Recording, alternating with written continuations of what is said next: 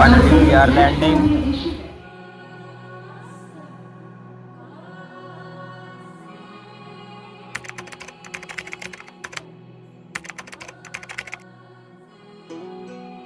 New Jalpaiguri से निकलते ही ऐसा लगा जैसे मैं किसी नई दुनिया की ओर बढ़ रहा हूँ। रास्ते में पुराना पुल, ये सूखा नदी और सामने दोनों तरफ फैले पेड़ पौधे और सामने उभरते पहाड़। ठंडी हवा का वो पहला झोंका जैसे कह रहा हो अब मंजिल दूर नहीं है। लेकिन मेरी नज़रों में बस एक ही मंजिल थी, दार्जिलिंग। धुआं धुआं तन्हार बदली चली आती है छूने, पर कोई बदली कभी कहीं कर दे तन गीला, ये भी ना हो। किसी मंजर पर मैं रुका नहीं, कभी खुद से भी मैं मिला नहीं। ये गिला तो है मैं खफा नहीं। शहर एक से गांव, एक से लोग, एक से नाम, एक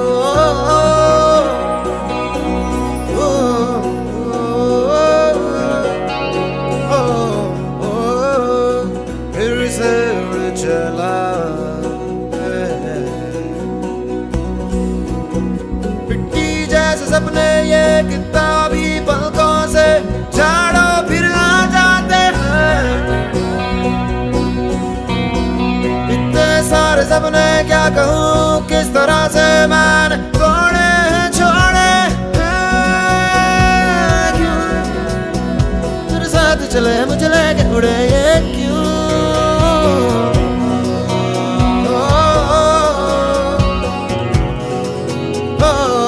गाड़ी की खिड़की से झांकते ही पहाड़ों की गोद में लिपटी एक अलग ही दुनिया दिखी। न शहर की भीड़ थी, न कोई शोर, बस पेड़ों की कतारें, हल्की धूप और हवा की ठंडी सरसराहट। वो रास्ता लंबा जरूर था, लेकिन हर मोड़ पर एक नया सुकून बसा हुआ था। 3 घंटों की यात्रा के बाद जब आखिरकार कारसा रिट्रीट पहुंचा, तो सबसे पहले जो महसूस हुआ वो था सुकून। कमरे की हर चीज़ में एक सिंपलिसिटी थी और बाहर दिखते पहाड़ों में एक अपनापन। सफ़र तो अब तक था, लेकिन ठहराव अब शुरू हुआ है।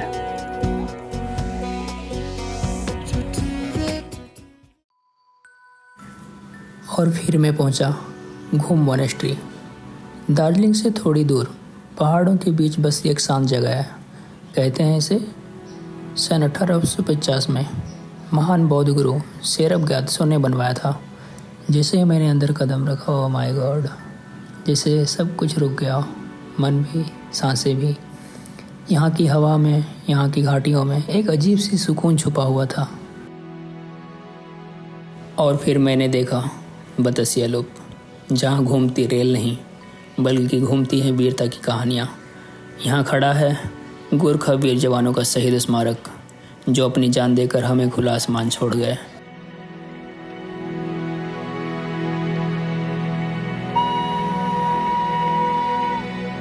फिर सुनाई दिया एक सीटी। पहाड़ों की गोद में एक मासूम सी आवाज़ गूंजती है सीटी की, और सामने से आता है दार्जिलिंग का आईना। वो छोटा सा टॉय ट्रेन, पटरियों पर चलती ये ट्रेन एक पल को टाइमलेस बना देती है।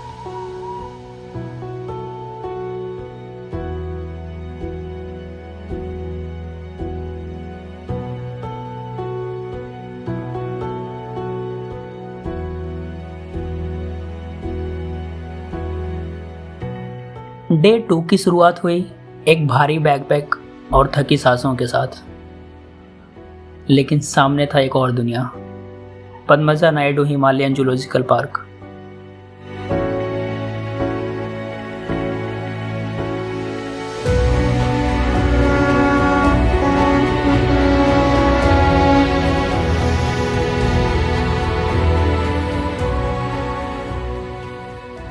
कोई जैसे खामोशी से अपने पिंजरे में वक्त काट रहा था, और कोई जैसे उस दुनिया को भूल चुका था जहां आज़ादी होती है। उस तोते की मगन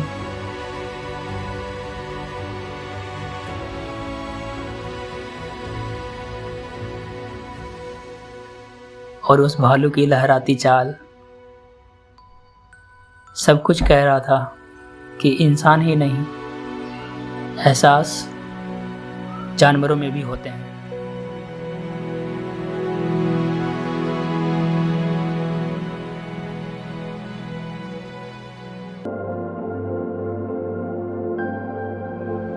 इसका मतलब है डर को सोचकर नहीं हराया जा सकता, उस पर जीत सिर्फ कदम बढ़ाने से मिलती है।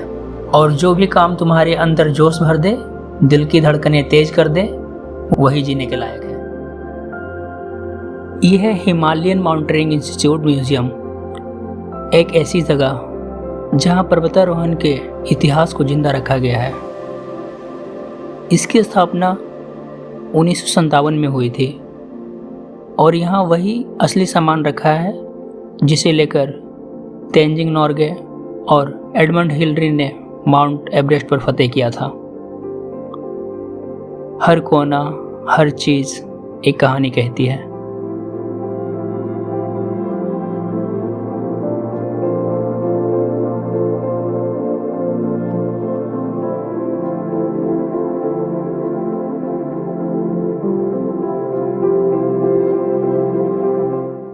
शाम ढलते ही मैं पहुंचा दार्जिलिंग की धड़कन पर, मॉल रोड, जहां हर कदम पर रौनक बसी है। कोई कैमरे में मुस्कान कैद कर रहा था, कोई चाय की प्याली में खोया था। मैं भी चलता गया, इतना घूम लिया था कि भूख भी दस्तक देने लगी। और वैसे भी मॉल रोड का स्ट्रीट फूड देखकर भूख अपने आप दोगुना हो जाती है। भुने मक्के की खुशबू, मोमोज की भाप और चाइनीज़ खाने की खुशबू ने खींच ही लिया। मैंने भी एक प्लेट उठाई और हर निवाले में दार्जिलिंग का स्वाद महसूस किया।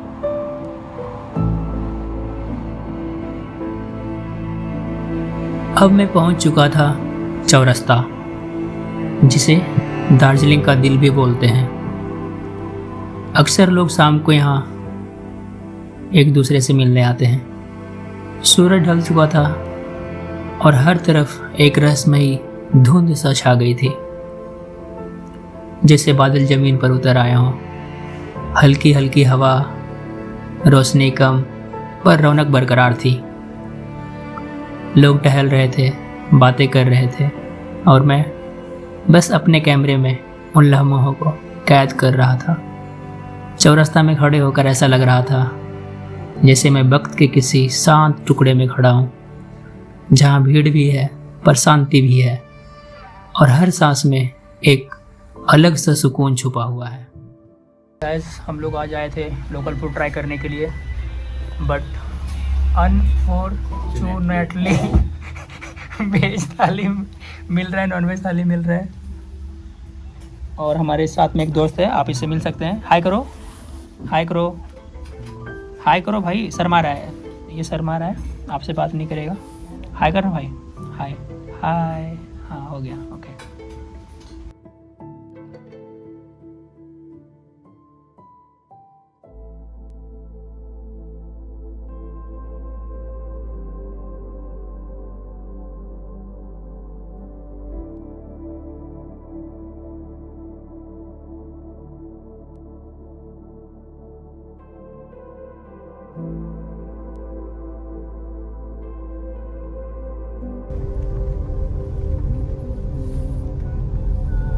मैंने पिछले रात ही कैब बुक कर ली थी। 3000 में 4 लोकेशन घूमने का प्लान था। सुबह सुबह सफ़र की शुरुआत हुई। गाड़ी की खिड़की से बाहर झांकता हुआ मैं दार्जिलिंग की वादियों को एक बार फिर से जी रहा था। रास्ते में एक छोटी सी जगह नाश्ते के लिए रुके। सर्द हवाओं और गर्म चाय का मेल कुछ और ही होता है। फिर निकले अपनी पहली मंजिल की ओर, त्रिवेणी संगम।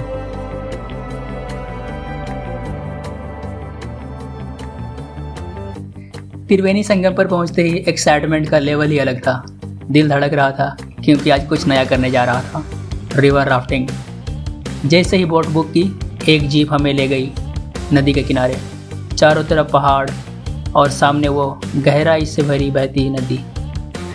थोड़ा डर था, लेकिन उससे ज़्यादा था जोश। राफ्ट पानी में उतरी और जैसे ही लहरों ने हमें उठाया, वो स्लैश, वो ठंडी हवा, वो चीखते हंसते पल, सब कुछ एकदम फिल्मी लग रहा था। और फिर डुबकी लगाई। पानी ने जैसे सारी थकान और सारी टेंशन बहा दी। इस पल को मैं कभी नहीं भूलूंगा।